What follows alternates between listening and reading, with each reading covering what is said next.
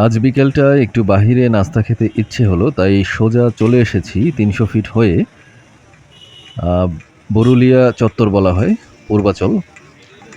এটা রূপগঞ্জ নারায়ণগঞ্জে পড়েছে, রুমা পিঠাঘর। এসেই এখানকার মজাদার ছেঁড়া রুটি এবং কালাই রুটি সাথে হাঁসের মাংস দিয়ে বিকেলের নাস্তাটা করলাম। খুবই মজার ছিল, আপনারাও খেয়ে দেখতে পারেন। এরপর নাস্তা শেষে আশেপাশটা একটু ঘুরে দেখছি এবং পাশেই ছোট একটা সবজির দোকান দেখতে পেয়েছি, তাই একটু সবজি কেনার ইচ্ছা হলো এবং ওখানে যেতে যেতেই আবার এই হ্যামার গেমটাও পেয়ে গেলাম, তাই এটাও একটু যাচাই করে নিলাম।